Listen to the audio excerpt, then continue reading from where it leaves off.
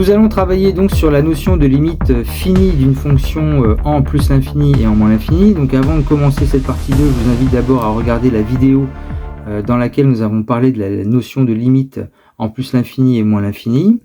Et je vous invite aussi à travailler ou à regarder en tout cas la deuxième vidéo qui s'affiche, où là c'est l'activité de préparation justement de la notion de limite finie d'une fonction en plus l'infini et ou moins l'infini. Alors la définition générale d'une fonction qui tend vers un nombre L quand x tend vers plus l'infini, et bien une fonction f tend vers un nombre L quand x tend vers plus l'infini si tout intervalle ouvert contenant le nombre L va contenir toutes les images à partir du moment où x sera suffisamment grand. Et ça, je vais donc vous présenter une interprétation graphique de cette définition afin de comprendre cette définition. Alors l'interprétation graphique de la définition que je viens de vous donner donc sur la limite finie, d'une fonction en plus l'infini par exemple, eh bien ça va vouloir dire que la courbe en fait va rester dans n'importe quelle bande en fait aussi étroite qu'on voudra, centrée sur le nombre L, et dès que x sera suffisamment grand. C'est-à-dire que quand on écrit que la limite quand x tend vers plus l'infini de f de x est égale à L, eh bien ça veut dire que quelle que soit la zone que vous allez créer autour du nombre L, bon là je l'ai fait assez grand pour que vous puissiez voir quelque chose, mais on peut imaginer que cette zone est toute petite par exemple, eh bien ça veut dire qu'à un moment donné, quand x va être suffisamment grand, à un moment donné, la courbe de la fonction va être très proche en fait de cette horizontale que j'ai placée donc autour au niveau du nombre L.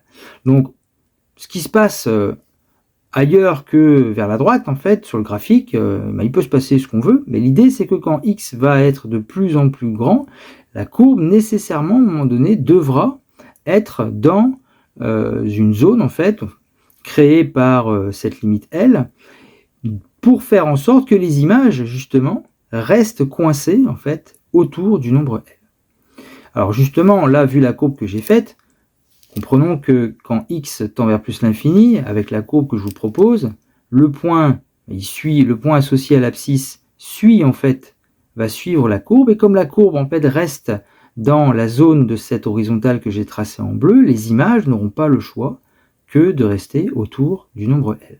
Donc c'est pour ça en fait que on parlera que la limite de la fonction f, c'est le nombre L quand x tend vers plus l'infini. Autrement dit, les valeurs des images seront aussi proches que l'on veut du nombre L dès que x sera suffisamment grand. Et de la même manière, on va pouvoir définir aussi la notion de limite de f de x, mais cette fois-ci quand x tend vers moins l'infini, qui sera égal au nombre L, donc c'est-à-dire que au lieu d'être à droite sur le graphique, vers la droite, eh bien, il va se passer globalement la même chose quand on sera sur la gauche.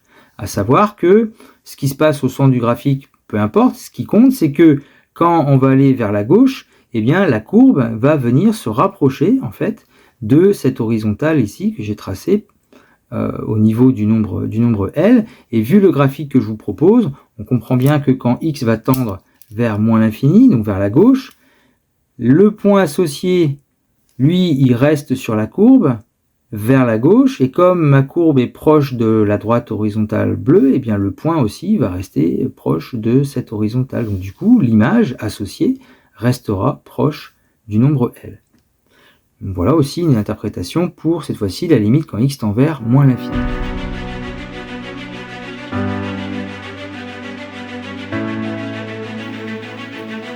Et donc, nous arrivons maintenant sur la définition de la conséquence graphique en fait du cas d'une fonction qui va tendre vers un nombre L quand x tend vers plus l'infini ou moins l'infini. Lorsque x tend vers un nombre L en plus l'infini ou en moins l'infini, eh bien on dit que la droite horizontale d'équation y égale L, je dis horizontale parce qu'elle est parallèle en fait à l'axe des abscisses, la droite horizontale, eh bien ça sera justement une asymptote, on appelle ça une asymptote horizontale à la courbe en plus l'infini ou en moins l'infini. Donc comprenez que ce qu'on appelle une asymptote horizontale, eh bien c'est une droite vers laquelle la courbe va se rapprocher en moins l'infini, donc à gauche du graphique, ou en plus l'infini, c'est-à-dire vers la droite du graphique. Donc que ce soit vers la droite ou vers la gauche, en fait, notre courbe va avoir l'allure, je dis bien l'allure, ça ne sera pas, mais l'allure en fait d'une droite. Elle va venir se rapprocher de la droite ici que j'ai tracée.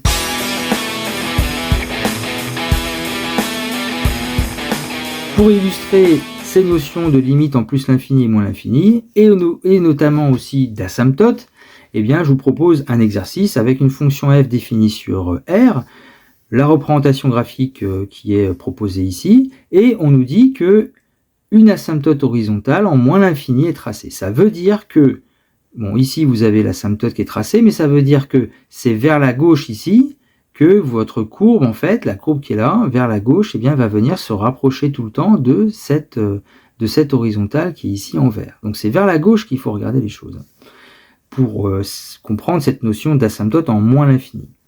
Alors justement, par lecture graphique, quelles semblent être les limites de la fonction en plus l'infini ou moins l'infini? Alors déjà, la limite en plus l'infini de la fonction f, bon là on revient sur la partie 1 dont je vous ai parlé dès le début de cette vidéo. Donc quand x tend vers plus l'infini, donc on se place sur la partie qui est à droite du graphique. Quand x tend vers plus l'infini, donc l'abscisse est ici, on va partir vers la droite. Comme l'abscisse est là, le point qui est ici associé, eh bien il suit la courbe. Comme on part vers la droite, le point il monte indéfiniment, et du coup l'image qui sera lue sur l'axe des ordonnées montera aussi indéfiniment. Donc la limite quand x tend vers plus l'infini de f de x, c'est plus l'infini. Maintenant, si on veut voir la limite quand x tend vers moins l'infini des images, eh bien là, quand x tend vers moins l'infini, donc nous plaçons notre abscisse par exemple ici, voilà, pour vous faire comprendre ce qui va se passer. On met le point associé et nous venons lire surtout l'image qui sera ici. Et ce qui va se passer, c'est que quand x va aller vers moins l'infini, donc en lecture sur le graphique, il faut aller vers la gauche. Quand x va tendre vers moins l'infini, le point associé, il suit la courbe vers la gauche, mais la courbe étant bloquée, ou en tout cas ayant le même comportement globalement que la droite qui est là, donc la courbe va venir se rapprocher de plus en plus de cette droite ici qui est en vert, eh bien les images, ce qu'elles vont faire, c'est qu'elles vont monter, puisqu'on va vers la gauche ici, le point il monte ici, donc les images vont monter, mais vont rester en fait bloquées par le 2, et comme le point se rapproche de plus en plus de notre horizontale, l'image en fait va venir se rapprocher ici du nombre 2. Donc la limite quand x tend vers moins l'infini de f de x est égale à 2. Ce qui nous amène ensuite à dresser le tableau de variation de cette fonction. Alors c'est une fonction qui est décroissante sur moins l'infini 1, croissante sur l'intervalle 1 plus l'infini. L'image de 1 c'est moins 2, donc ce qui fait que dans le tableau de variation, l'image de 1, eh bien c'est moins 2, on précise. Et maintenant ce qu'on peut faire, ce qu'on ne pouvait pas faire avant, maintenant, on peut compléter ce qui se passe en moins l'infini et en plus l'infini. C'est-à-dire que ici, on met le résultat de la limite des images quand x tend vers plus l'infini. C'est le résultat qui est ici, donc on mettra plus l'infini. Et à gauche, ici, on mettra la limite de f de x quand x tend vers moins l'infini, c'est-à-dire ici le nombre 2. Et enfin, pour terminer, donner l'équation de l'asymptote horizontale. Donc l'asymptote horizontale, c'est une droite ici qui passe... droite horizontale qui passe par l'ordonnée 2, donc son équation c'est y égale 2, comme j'en avais parlé d'ailleurs dans l'activité dont je vous ai parlé au début de cette partie 2. Et donc je vous propose ici une correction d'un exercice qu'on avait fait dans la première partie sur les limites en plus l'infini et moins l'infini, donc avec le graphique D qu'on n'avait pas fait, justement parce que maintenant on peut le faire, avec la notion donc d'asymptote.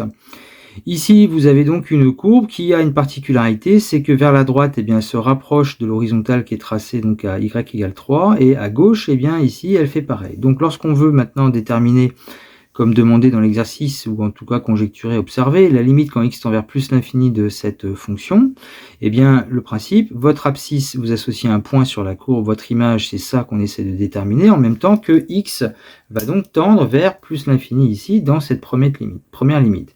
Donc, ce qui fait que quand x tend vers plus l'infini va vers la droite, le point qui est ici sur la courbe suit la courbe, et donc va venir se rapprocher de plus en plus de cette droite que j'ai tracée en bleu, et du coup, les images associées à ce point, les ordonnées, finalement, vont aussi descendre et se rapprocher du nombre 3, puisque le point ici, lui, se rapproche de l'horizontale.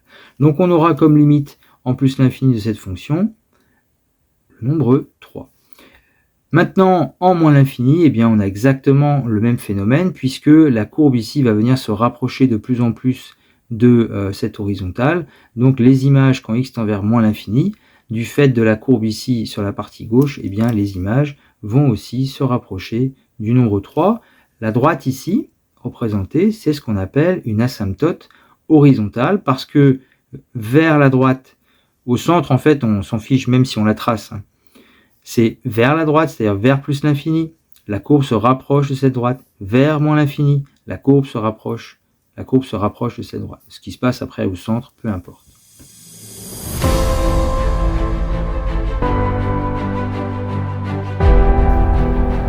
Alors des limites qu'il va falloir connaître, ce sont celles notamment qu'on a observées dans l'activité que je remets à l'affichage, où on avait travaillé justement sur les fonctions 1 sur x, 1 sur x carré, 1 sur x au cube, 1 sur racine de x, où on peut élargir à 1 sur x puissance n, avec n plus grand que 1, c'est-à-dire les puissances de x, puissance 3, x puissance 5, x puissance 6, puis ainsi de suite. Elles auront le même comportement en plus l'infini ou en moins l'infini, c'est-à-dire que toutes les limites ici seront égales à 0.